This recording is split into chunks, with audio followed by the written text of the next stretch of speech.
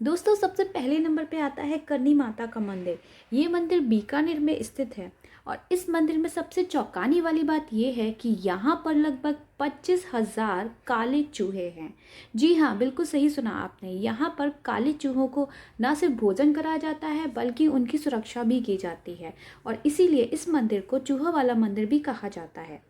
कथाओं के अनुसार करनी माता देवी दुर्गा का ही एक रूप मानी जाती हैं और यहाँ पर मंदिर में जितने भी चूहे हैं वो उनकी संतानें और उनके वंशज हैं। यहाँ पर चूहों को कावा कहा जाता है और अगर आप इस मंदिर में देवी माँ के दर्शन के लिए आना चाहते हैं तो आपको बहुत ही संभाल कर अपने कदम रखने होंगे, क्योंकि यहाँ पर आपको हज़ारों की संख्या में चूहे घूमते हुए नज़र आ जाएंगे।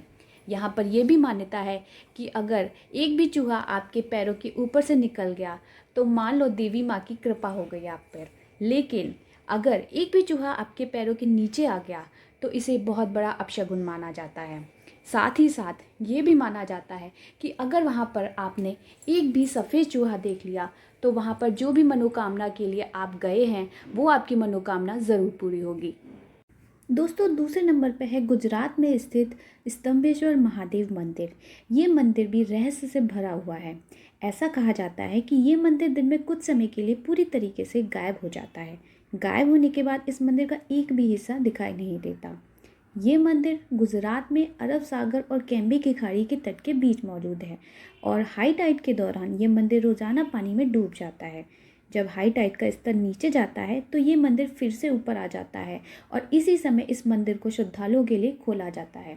प्रकृति के इस असाधारण नज़ारे को देखने के लिए यहाँ हज़ारों में भीड़ जमा होती है। दोस्तों तीसरे नंबर पे आता है माँ कामाख्या देवी का मंदिर। ये मंदिर असम में राजधानी गुवाहाटी के नज़दीक स्थित है। इस मंदिर में बहुत सारे रहस्य और चमत्कार होते हैं।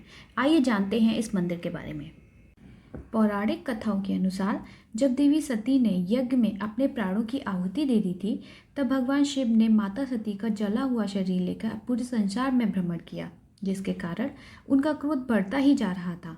तब इस स्थिति को संभालने के लिए भगवान श्री हरि ने अपने सुदर्शन चक्र से माता के पार्थिव शरीर के टुकड़े टुकड़े कर दिए और माता का शरीर 52 हिस्सों में बंटकर पृथ्वी पर आ गिरा और इन्हीं जगहों पर बाद में 52 शक्तिपीठों की स्थापना हुई और ये कामाख्या देवी मंदिर इन्हीं शक्तिपीठों में से एक है। माना जाता है कि यहाँ पर माता की योनि गिरी थी और नीचे गिरकर एक विग्रह में परिवर्तित हो गई थी, जो आज भी मंदिर में विराजमान है, जिससे आज भी माता की वह प्रतिमा रजस्वला होती है। हर वर्ष जब माता रजस्वला होती है तब यहाँ अम्बुबाची मेले का आयोजन होता है।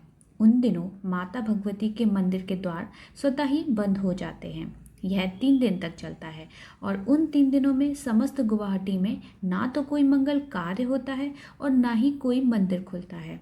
इसके बाद चौथे दिन कामाख्या देवी की मूर्ति को स्नान कराकर वैदिक अनुष्ठान आदि करके मंदिर को दोबारा से श्रद्धालुओं के लिए खोल दिया जाता है। और इसके साथ ही यहाँ पर एक बहुत ही अनोखा और चमत्कारी प्रसाद भक्तों को मिलता है, जो कि होता है लाल रंग का गीला वस्त्र।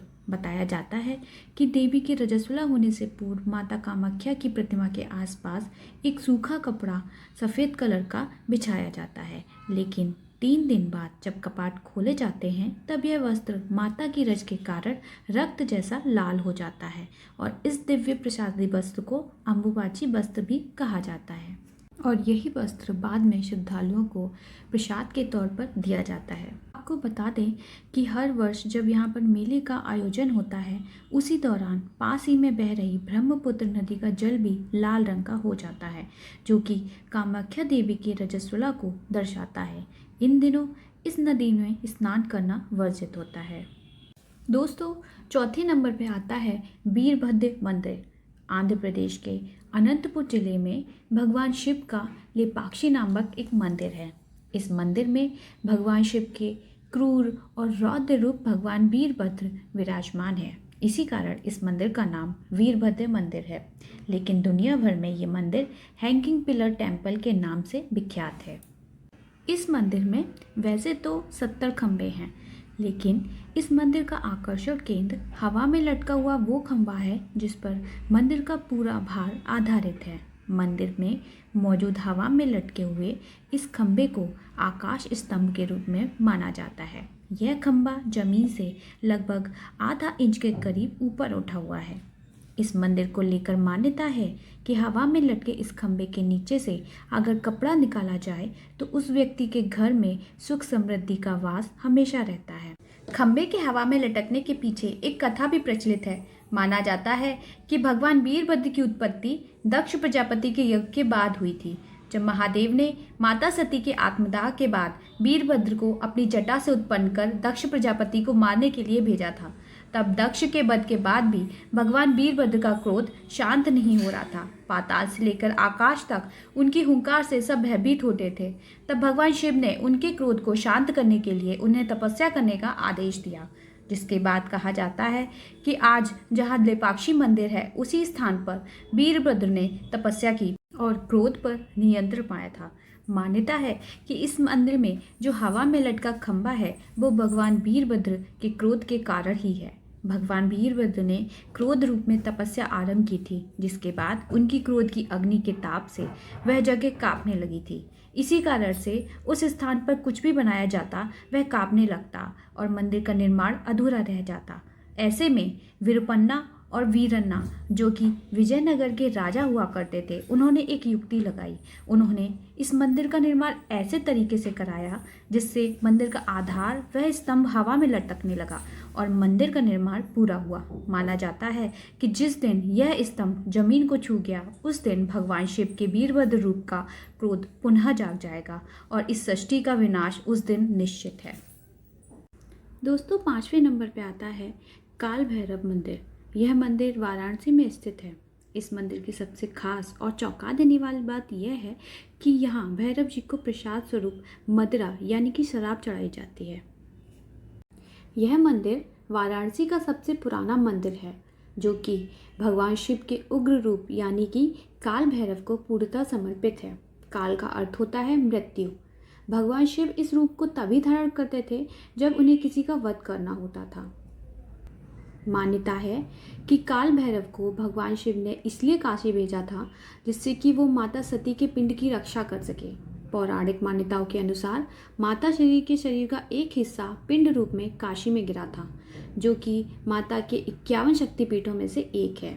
जिस जगह पर शरीर का हिस्सा गिरा था वह स्थान विशालाक्षी मंदिर के नाम से जाना जाता है। दोस्तों, 6 नंबर पे आता है ज्वालामुखी मंदिर, जो कि ज्योता मंदिर के नाम से भी जाना जाता है। यह मंदिर माता के अन्य मंदिरों की तुलना में बहुत ही ज़्यादा अनोखा है, क्योंकि यहाँ पर किसी भी मूर्ति की पूजा नहीं होती, बल्कि पृथ्वी के गर्भ से निकल रही 9 ज्वालाओं की पूजा होती है। यहाँ पर पृथ्वी के गर्भ से 9 अलग अलग जगह से ज्वाला निकल रही है, जिसके ऊपर ही मंदिर बनाया गया है। इन 9 ज्योतियों को महाकाली, अन्नपूर्णा, चंडी, हिंगलाज, विंध्यवासिनी, महालक्ष्मी, सरस्वती, अंबिका तथा अंजी देवी के नाम से जाना जाता है। मान्यता है कि यहाँ पर देवी सती की जीभ गिरी थी।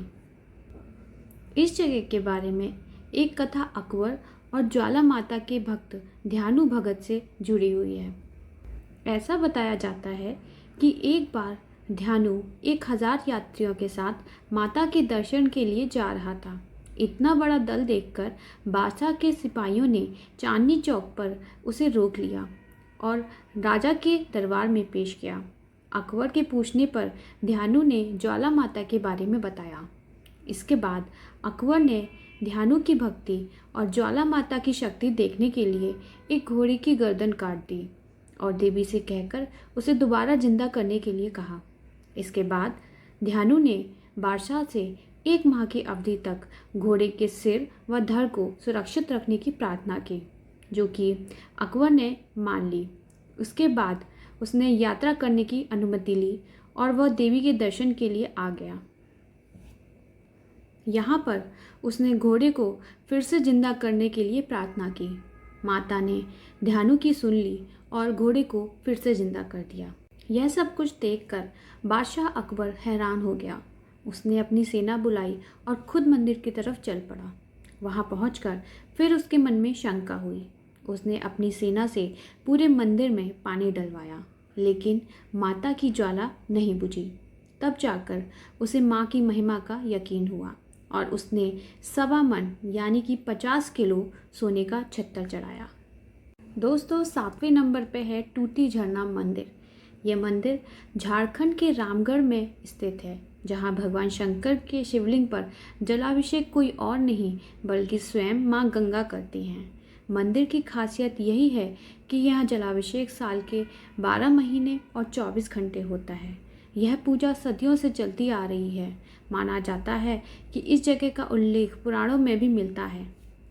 मंदिर का इतिहास 1925 से जुड़ा हुआ है। माना जाता है कि तब अंग्रेज इस इलाके से रेलवे लाइन बिछाने का काम कर रहे थे। पानी के लिए खुदाई के दौरान उन्हें जमीन के अंदर कुछ गुंबदनुमा चीज़ दिखाई पड़ी। अंग्रेजों ने इस बात को पूरी तरीके से जानने के लिए पूरी खुदाई करवाई और अंत में ये मंदिर पूरी तरह से नजर आया। मंदिर के अंदर भगवान भोले शिव का शिवलिंग मिला और उसके ठीक ऊपर माँ गंगा की सफ़ेद रंग की प्रतिमा मिली। प्रतिमा की नाभि से आप रूपी जल निकलता रहता है और उनके दोनों हाथों की हथेलियों से गुजरता हुआ शिवलिंग पर गिरता है। मंदिर के अंदर गंगा की प्रतिमा से स्वयं पानी निकलना अपने आप में ही एक रहस्य है। सवाल यह है कि आखिर यह पानी अपने आप से कहाँ से आ रहा है। ये बात अभी तक किसी ने भी नहीं जान पाई है। कहा जाता है कि शिवलिंग पर जलाभिषेक कोई और नहीं स्वयं गंगा ही करती है। यहाँ लगाए गए 2 हैंडपंप भी रहस्यों से घिरे हुए हैं। यहाँ लोगों को पानी के लिए हैंडपंप चलाने की ज़रूरत नहीं पड़ती, बल्कि इसमें से अपने आप हमेशा ही पानी नीचे गिरता रहता है। वहीं मंदिर के पास से ही एक नदी गुजरती है जो कि सूखी हुई है, लेकिन भीषण गर्मी में भी इस हैंडपंप से पानी निकलता रहता है।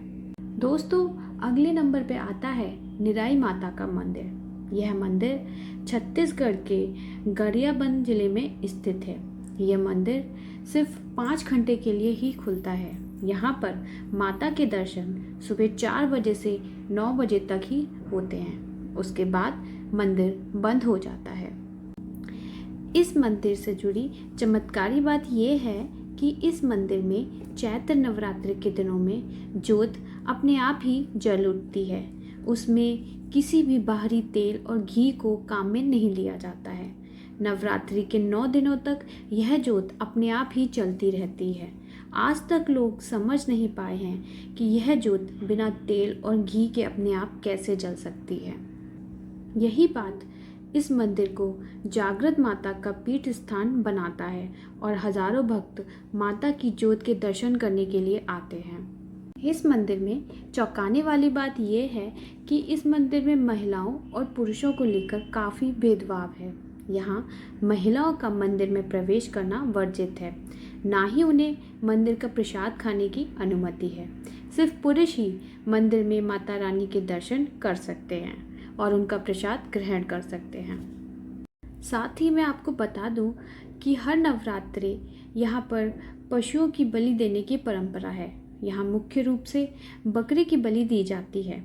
नवरात्रि के दिनों में हजारों बकरे माता को बलि के रूप में भेंट किए जाते हैं। मान्यता है कि माता बकरी की बलि से प्रसन्न होती है।